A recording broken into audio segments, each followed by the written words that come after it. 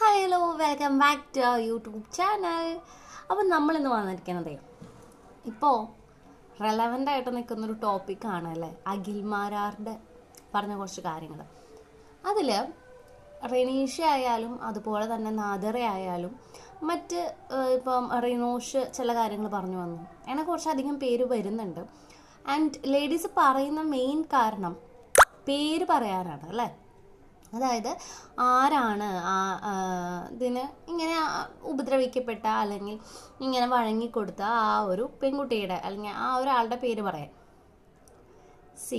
ഇങ്ങനൊരു allegation first of all ഇത് ഏഷ്യാനെറ്റിനെതിരെയാണ് വച്ചിരിക്കുന്നത്. അപ്പോൾ ഏഷ്യാനെറ്റ് തന്നെ അല്ലാന്നുണ്ടെങ്കിൽ ചാനലിൻ്റെ ആ ഒരു അധികൃതർ തന്നെ എന്ത് ചെയ്യണം, ഇതിനെതിരെ സംസാരിക്കണം. അല്ലെങ്കിൽ ഞങ്ങൾക്ക് ഇങ്ങനെ ഒരാളില്ലെങ്കിൽ അങ്ങനെ ഒരാളില്ല എന്ന് പറഞ്ഞിട്ട് അവർ സംസാരിക്കണം. അങ്ങനെ ഒരു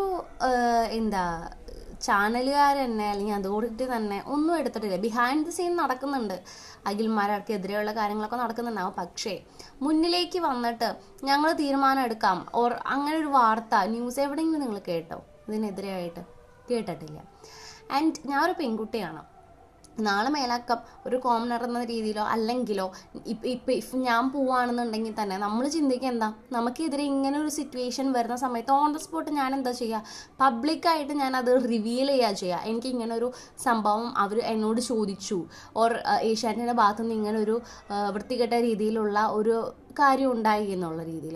പക്ഷെ അങ്ങനെ മുന്നോട്ട് വരാൻ കഴിയാത്ത പെൺകുട്ടികളുണ്ടാവും. അപ്പോൾ നമ്മൾ ആ കുട്ടിയുടെ പേര് പറ എന്നല്ല പറയേണ്ടത്, സപ്പോർട്ട് ചെയ്യാണ് വേണ്ടത്. ഇഫ് അങ്ങനെ നടന്നിട്ടുണ്ടെങ്കിൽ ഞാൻ അഖിൽമാരാളെ സപ്പോർട്ട് ചെയ്യുന്നു എന്നാണ് പറയേണ്ടത് കണ്ടസ്റ്റൻസ്. പക്ഷെ അതല്ല ഇവർ പറയുന്നത് അല്ലേ.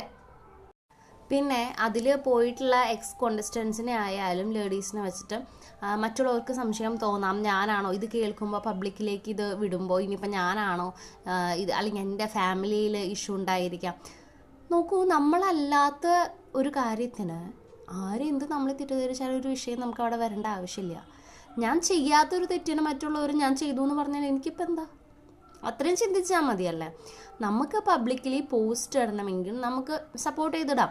അഖിൽമാരാർ പറയുന്ന അല്ലെങ്കിൽ അഖിലേട്ടൻ പറയുന്ന ഈ ഒരു കേസ് സത്യമാണ് എന്നുണ്ടെങ്കിൽ ഞാൻ അഖിലേട്ടനെ സപ്പോർട്ട് ചെയ്യുന്നു. കാരണം ആള് ഓപ്പണായിട്ട് പുറത്ത് പല കാര്യങ്ങളും പറയാത്ത പക്ഷെ നമുക്കറിയില്ല സത്യമാണോ എന്ന്. ഇഫ് സത്യമാണെങ്കിൽ ഞാൻ അഖിലേട്ടനെ സപ്പോർട്ട് ചെയ്യുന്നു എന്നൊന്നും ആരും പറയുന്നില്ലല്ലോ. എന്തുകൊണ്ട് പബ്ലിക്കലി പറയുന്നില്ല? പേര് പറയുമെന്ന് പറഞ്ഞുകൊണ്ട് കാര്യമില്ല. അത് സത്യമാണെങ്കിൽ സപ്പോർട്ട് ചെയ്യുന്നു എന്ന് പറയാൻ എന്താ ധൈര്യമില്ലാതെ?